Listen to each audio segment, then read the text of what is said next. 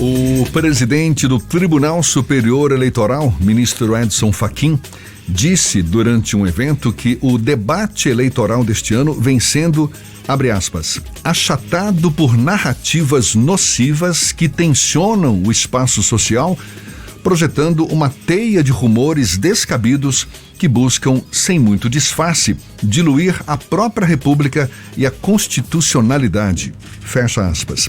Ainda de acordo com Fachin, a disseminação sistemática de boatos é feita de propósito para se criar um estado artificial de ânimos na população. Nas redes sociais, o senador Jacques Wagner declarou que o atual presidente da República envergonha o país e que foi um vexame ele se reunir com outros países para falar mal de um processo eleitoral invejado no mundo e que o Bolsonaro está querendo mesmo é criar clima de intimidação, excitar os torcedores a fazerem absurdos como o que aconteceu em Foz do Iguaçu.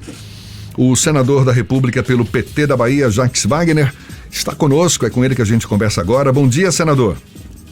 Bom dia, Jefferson, bom dia, Fernando, bom dia a todos que nos acompanham pelo Isso é Bahia na Tarde FM. É um prazer conversar com você nessa manhã de quarta-feira. Senador, por mais que o presidente Bolsonaro acabe recebendo muitas críticas como essas depois da reunião dele com embaixadores em Brasília, na sua avaliação, quais as chances desse clima de intimidação prosperar e colocar em xeque a democracia do Brasil, senador? A minha opinião sincera, Jefferson, é zero. O presidente é aquele estilo que os baianos conhecem, siri na lata. Gosta de fazer muito barulho para tentar intimidar as pessoas, as instituições, o Tribunal Superior Eleitoral, o próprio Supremo Tribunal Federal, o Congresso e o próprio eleitor, e tentar, que eu digo assim, motivar as pessoas que aderem a seu estilo, um estilo grosseiro, um estilo de agressão sempre às pessoas e de falta de solidariedade às famílias e aos brasileiros. Eu não vejo como isso prosperar. Graças a Deus eu entendo que a maioria do povo brasileiro quer a prosperidade, quer o trabalho, quer a renda, quer a comida dentro de casa, quer ver o futuro dos seus filhos com um horizonte positivo e, portanto, não é esse o caminho que o Brasil quer. Como eu já disse, você citou, é deprimente que um presidente da República pegue um patrimônio do seu país, como é o sistema eleitoral brasileiro, invejado no mundo inteiro, e faça toda essa falsa denúncia perante 40 embaixadores. Eu fico imaginando os embaixadores fazendo o relato da conversa, que é a obrigação deles transmitir aos seus países o que acontece. Eu imagino que depois de uma reunião dessa, eles transmitiram, não, o presidente nos chamou só para dizer que a urna não vale nada. Uma urna que, repito, é respeitada no mundo inteiro. Os Estados Unidos foi, talvez, dos primeiros, ou o primeiro a responder, ao dizer em nota que eu vi hoje pela manhã, de que o sistema brasileiro é dos mais modernos, dos mais eficientes, e que os Estados Unidos acompanham e acreditam na lisura das eleições, como foi a de 18, como foram todas as eleições depois do retorno à democracia no nosso país. Então, ele vai tentar fazer isso, Jefferson e Fernando, e a vocês que nos acompanham, de manhã, de tarde e de noite. É grito de desesperado. A rejeição dele é muito alta, exatamente por conta desse estilo e pelo que está acontecendo no Brasil, carestia, inflação, desemprego, a volta da fome, a perda do nosso local no cenário internacional, a destruição da floresta amazônica, também incentivada por ele. Ou seja, ele é um cara da violência, ele é aquele soldado que, se não tiver uma guerra para guerrear, ele se sente inútil. Então ele tenta montar uma guerra a cada dia, mas nós não vamos entrar nisso, eu digo nós, os partidos políticos, as instituições, a imprensa, na minha opinião, nem o povo brasileiro.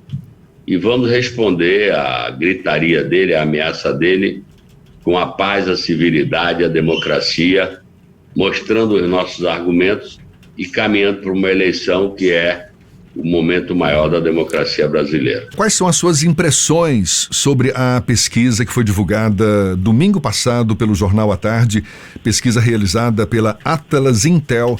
Traz algum aspecto novo ou diferente das pesquisas divulgadas anteriormente, senador? Olha, o aspecto novo, na minha opinião, e para mim foi uma notícia positiva, é que se você pegar a notícia divulgada por um outro instituto na sexta-feira, ele dá um resultado muito parecido, só que quando coloca Jerônimo Rodrigues com apoio de Lula e Rui. Aí o resultado foi 41% para o ex-prefeito de Salvador, 41 ou 43, minto, 43 e 38 para Jerônimo. Porque, é claro, quando você associa com o nome de Lula, que é muito forte na Bahia, e o nome do governador Rui Costa, que igualmente é forte sua aprovação na Bahia, isso puxa o candidato, que é o que vai acontecer no caminho da eleição. A novidade, falando agora da Atlas Intel, publicado pelo À Tarde, que inclusive o outro lado gritou, chiou, é porque ele não bota com apoio de Lula, mas ele bota o ex-prefeito no partido que é União Brasil, o Jerônimo no partido dele, que é o PT, e o terceiro candidato no PL, que é o partido do atual presidente da República. Para mim, o que chamou a atenção é que já há uma associação muito forte entre PT e Lula. Então, quando disseram o Jerônimo Rodrigues do PT, as pessoas, então é o candidato de Rui e de Lula. E aí ele sobe para 33%, e o ex-prefeito vai para 40%. Ou seja, a diferença na pesquisa do Jornal à Tarde é de 7 pontos. A diferença na outra, que saiu sexta-feira, é de 5 pontos, 43 a 38. Portanto, na margem de erro, as duas são praticamente o mesmo resultado. Eu tenho dito sempre, Jefferson, a quem me pergunta, que essa é a minha segurança de que a gente terá um desempenho satisfatório na eleição de outubro. Porque Lula aqui é fortíssimo. Rui aqui é fortíssimo. Jerônimo é um cara que foi o responsável pelos 2 programas de Rui, foi secretário durante 7 anos e meio dele e trabalhou também no Ministério do Governo Federal. Ou seja, é um cara preparado, é um executivo, é um administrador, é um professor universitário. Quando você associa isso, um cara preparado e mais a aliança com Lula e com Rui, eu não tenho dúvida que ele vai despontar no processo eleitoral. Eu acho até que o ex-prefeito ficou nervoso com a pesquisa, é porque a pesquisa só aparece PT. Então ele diz que o número era absurdo, entrou na justiça, a justiça reconheceu, como tem hoje na capa do À Tarde a explicação da empresa, e a metodologia não havia o que reparar.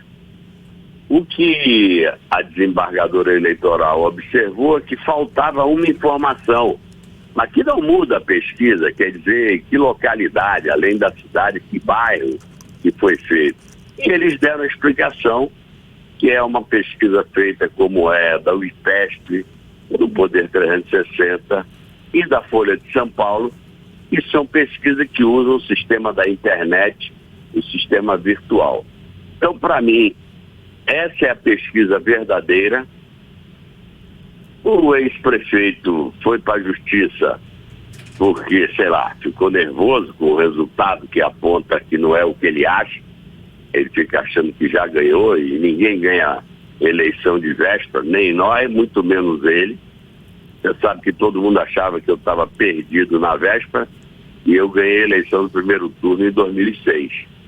Rui Costa, o atual governador, também parecia perdido na véspera, porque ele tinha 4 adversários, tinha, sei lá, 60, 70 durante a caminhada, e ganhou no primeiro turno. Então, a eleição, inclusive a de 2018, tem mostrado que o processo de decisão da maioria dos eleitores se dá depois que começa o programa de televisão. Apesar do peso das redes, da internet, efetivamente é quando o programa começa a entrar nas famílias via televisão, na hora da novela, na hora do jornal, é que elas começam a dizer, eu vou ter que escolher. Hoje a pergunta é assim, você vai votar em quem para governador? Na Bahia, 64% ou 65% dizem que não sei. Isso mostra que as pessoas não estão ligadas ainda. As pessoas estão preocupadas com fome, com desemprego, com Covid ainda, que voltou, infelizmente, a crescer. E daqui a pouco elas vão se interar. Então, o link, o número de Lula é o mesmo de Jerônimo, o número do atual presidente é o mesmo do outro candidato, entendeu? Essas coisas vão ter um peso fundamental no processo eleitoral. Mas, como diz o outro, a verdadeira pesquisa é a urna aberta. Vamos aguardar para o 2 de outubro e ver qual é a decisão do povo baiano e do povo brasileiro. Senador, o senhor, quando deixou de ser candidato ao governo da Bahia lá no mês de fevereiro, março deste ano, iria assumir uma função também junto à campanha do ex-presidente Luiz Inácio Lula da Silva. Como é que está a divisão de tarefas? O senhor tem acompanhado, o senhor tem gostado do resultado desse processo de pré-campanha do ex-presidente e dos resultados que as pesquisas têm apontado aqui com relação à campanha presidencial? O senhor aposta numa vitória de Lula em primeiro turno?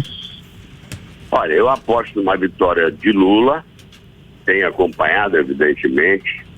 Eu estou cuidando principalmente da Bahia e, evidentemente, converso com o presidente Lula, converso com quem está lá mais diretamente dirigindo a campanha. Semana que vem ou a outra eu devo estar indo para São Paulo, porque eu acho que minha melhor tarefa para ajudar o presidente é estar aqui. A equipe de propaganda dele é uma equipe baiana que fazia aqui as nossas campanhas, e que de uma certa forma a gente cedeu para ir fazer a campanha do presidente Lula. A aquisição do ex-governador de São Paulo, Geraldo Alckmin, que era PSDB, agora está no PSD, eu acho que foi uma grande aquisição, uma demonstração de que o presidente Lula tem consciência que ninguém governa sozinho, principalmente nesse momento tão difícil que se encontra a economia brasileira e a vida do povo brasileiro. E Geraldo Alckmin tem uma experiência enorme. Foi várias vezes governador de São Paulo, foi prefeito de uma cidade do interior paulista. É um homem de bem, um homem de família e, portanto, eu acho que ele terá um protagonismo importante durante a campanha e depois no governo do presidente Lula. Eu, sinceramente, considero que as condições estão dadas. O presidente está viajando, creio que hoje ou amanhã ele está em Pernambuco, vai circular os estados, já teve... Aliás, na Bahia é o lugar que ele teve mais vezes. Creio no lançamento da pré-candidatura de Jerônimo, de Geraldo Júnior como vice, de Otto Alencar, senador, e depois veio questão de vir no 2 de julho para caminhar na rua e para fazer o ato. Então, eu tenho muita segurança, porque, na minha opinião, Fernando, a rejeição ao estilo pessoal e de governar do atual presidente é muito forte, muito consolidada. Esse jeito truculento, esse jeito o tempo todo de ameaçar, ameaça tribunal, ameaça as pessoas, ameaça jornalista.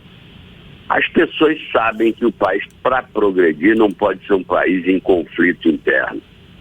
E ele, como eu já disse, vive de guerra. Parece que a formação dele é de soldado, então a cabeça dele funciona, eu tenho que ter uma guerra para matar ou morrer. Aí fala de arma. Ele devia falar de emprego, devia falar de saúde, devia falar de prosperidade. Eu fico perguntando, o que ele trouxe para a Bahia? Pode ter vindo inaugurar uma ou outra coisa que a gente já tinha feito nos governos anteriores, mas o que ele trouxe? Trouxe alguma universidade? Trouxe alguma escola técnica?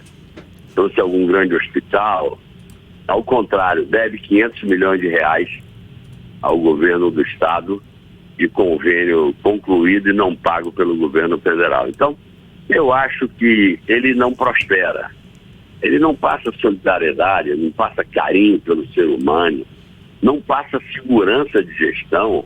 Na verdade, ele não conhece o Brasil. Então, eu tenho muita convicção que essa força do Lula, na verdade, é a força do povo querendo.